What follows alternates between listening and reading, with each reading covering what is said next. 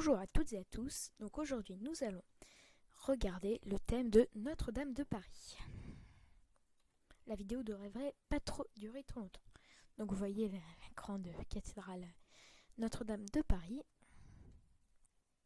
Donc de la construction jusqu'à l'incendie, il y a eu 853 ans d'histoire. D'histoire, historia, vous comprenez?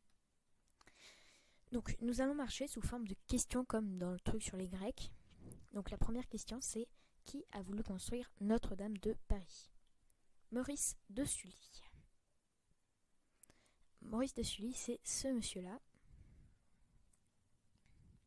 Donc il est né entre 1105 et 1120 à Sully-sur-Loire, on ne sait pas exactement. Et il est mort le 11 septembre 1196 à Paris. Question 2. Pourquoi est-ce que Maurice de Sully a-t-il voulu construire Notre-Dame de Paris? Parce que c'était l'évêque de Paris. Question 3 et la dernière question. Quelle histoire se cache derrière la construction de Notre-Dame de Paris? Nous allons voir ça.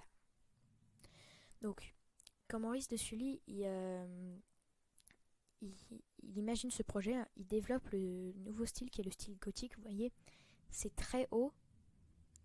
Ça a des arcs brisés, donc comme ça et comme ça. Et à l'intersection, il y a ce qui s'appelle la clé de voûte, qui sert à faire tout tenir ensemble. Sauf que du coup, ça ferait tout tenir là sur les piliers et ça peserait trop lourd, ça s'effondrerait. Du coup, il y a des sortes d'arches sur le côté là dehors qui servent à tenir.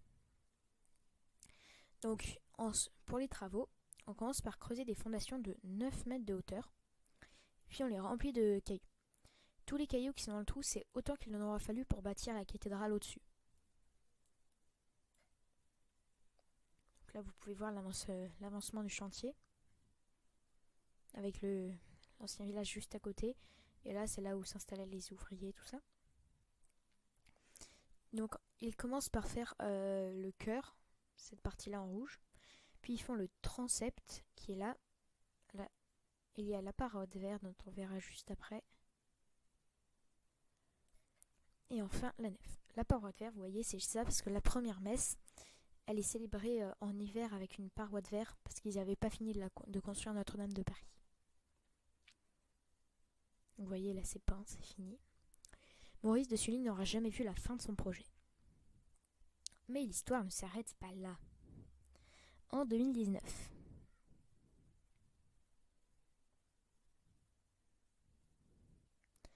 l'incendie.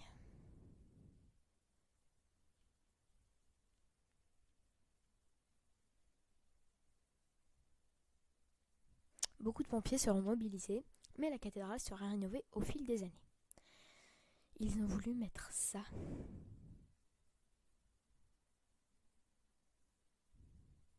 Mais non.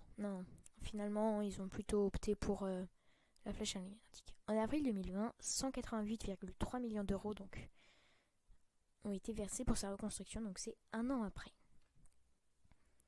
Donc le petit schéma pour les gens qui n'ont pas compris.